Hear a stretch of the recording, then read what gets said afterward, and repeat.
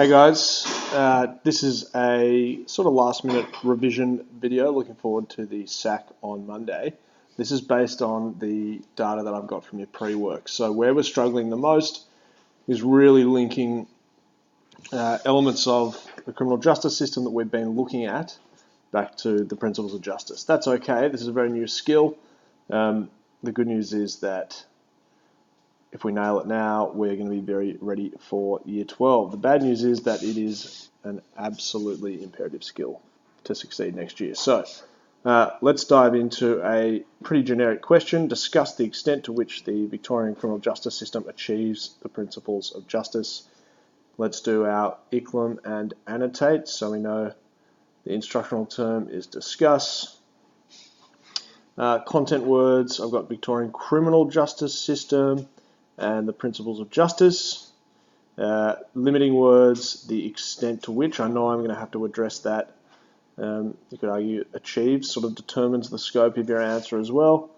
And 6 marks is the mark allocation. There you go, M for mark. All right, let's now go through and annotate. So I'm going to cross this out. I know I've got to do both sides. The extent to which, I have to address this in my answer. The extent to which, I don't want to say some extent because that's generic. It's lame and it's too easy. We are better than that. So we've got 3 choices that we're going to stick to. If you're thinking it doesn't really achieve the principles of justice, you're going to say to a limited extent. If you really want to say some, let's just make it more fancy and say moderate. And if you think it really does achieve the principles of justice, then you go significant. Okay, so that is our spectrum of extent from limited to moderate to significant. If you answer a discuss question in the SAC, I just want you to choose one of these 3. All right, Victorian criminal justice system, which means I'm not going to be talking about the civil justice system at all. Achieves the principles of justice. When I see achieves and the principles of justice, I can cross this out. I can say fairness,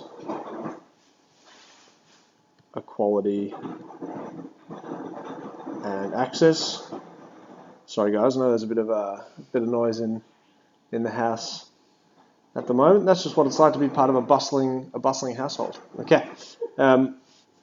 I'm discussing, so what am I discussing? Am I discussing the extent to which I agree? No, I'm just discussing the extent to which it achieves. So my T-chart is going to be achieves, does not achieve.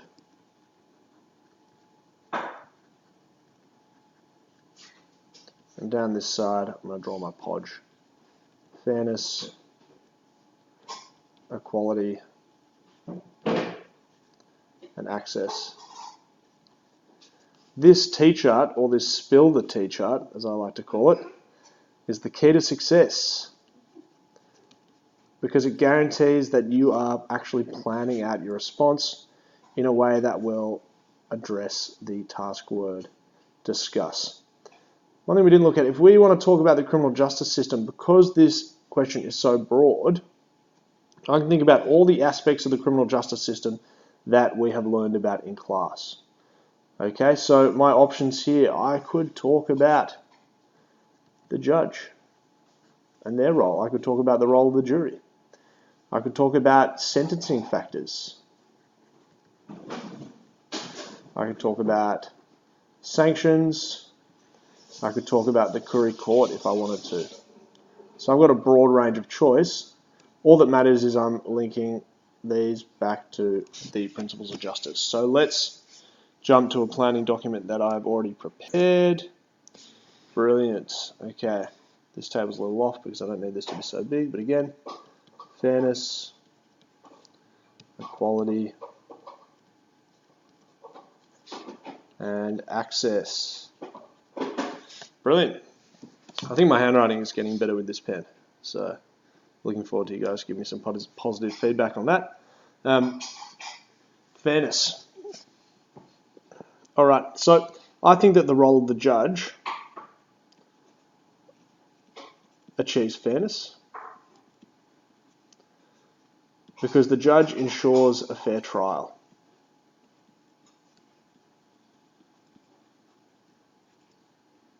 The judge is unbiased.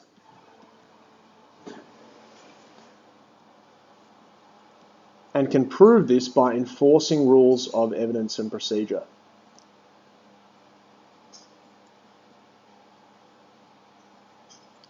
We saw that in the Aaron Rostevsky case, where the prosecution desperately wanted to use post-offense conduct to prove that Rostevsky had malice aforethought. However, the judge proved that he was unbiased and objective by correctly ruling that using such evidence, using post-offense conduct to try and prove his mindset prior to killing his wife at the time, would have prejudiced the jury against him unfairly and should not have been used to prove that point. So this is going to be my first paragraph. It's going to be about how fairness is achieved because of the role of the judge.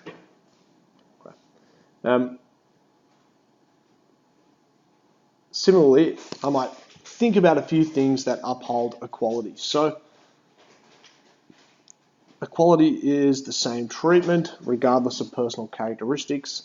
One thing that jumps to mind when I think about equality is that the same sentencing factors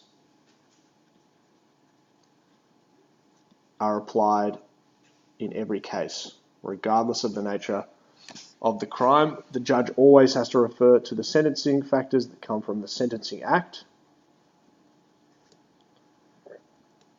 And the judge always has to consider the same purposes of sanctions. So all offenders, and again, they're listed in the Sentencing Act as well, all offenders, regardless of their personal characteristics, are receiving the same treatment in the fact that the judge has to apply the sentencing factors, same sentencing factors, and the same purposes of sanctions. Okay. So I might have as my second paragraph, further, the Victorian criminal justice system achieves equality by having the judge apply the same sentencing factors, for example. Similarly, it is also achieved through the judge applying considering the same purposes of sanctions. However,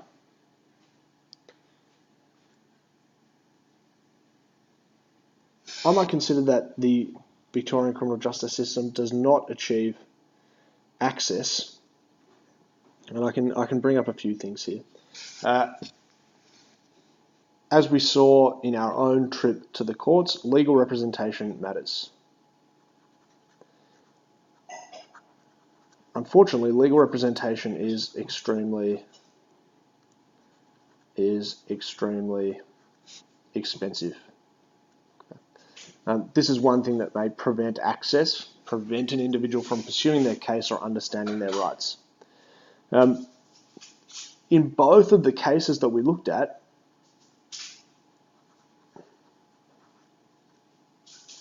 both Rostevsky and Singh had both been in custody, so on remand, for over 250 days.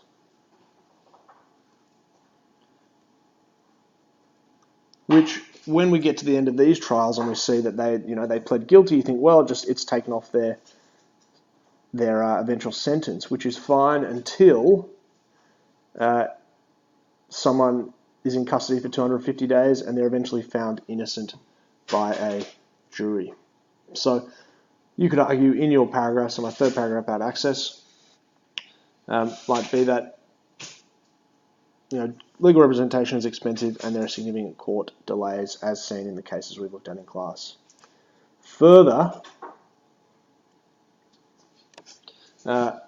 you can argue that fairness is not upheld because of certain elements of the role of the jury.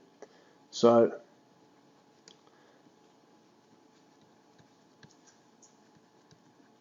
as we know, the jury does not have to give reasons for their decision.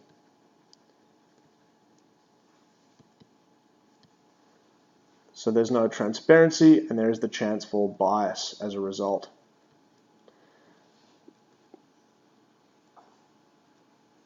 Similar to this, the process of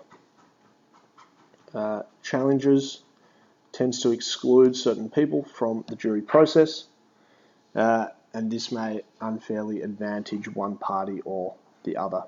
Okay. There are many more things I could say about the extent to which the Victorian criminal justice system achieves achieves the principles of justice, but I only need 4 points. It's a 6 marker. I've got lots going on here, so these are going to be my 4 paragraphs. 1, 2, 3, 4, and I'm going to want at least an IEE per paragraph. There's lots going on here. So also, I'm going to have my comparative language, however. One thing that I'm seeing a little bit in coursework is we're still not treating a discuss of 6 marks as a mini extended response. In our introduction, start very clearly, address the extent. So, the Victorian criminal justice system achieves the principles of justice to a moderate extent. I've got 2 points, 2 significant paragraphs on either side. So I'm going to say significant extent. Potentially, I could say a moderate extent as well, depending on what I think, because I do have equal points on both sides. First paragraph, again, I'm going to order them how I've ordered them here. Achieves fairness for these reasons. Further, it achieves equality for these reasons. However, you could argue it does not achieve fairness and does not achieve access. The other thing that I could consider doing now that I'm looking at my planner, I might prefer actually to say, you know what, I've talked about how it achieves fairness. It makes more sense for me to then, in my second paragraph, go straight on to how it does not achieve fairness.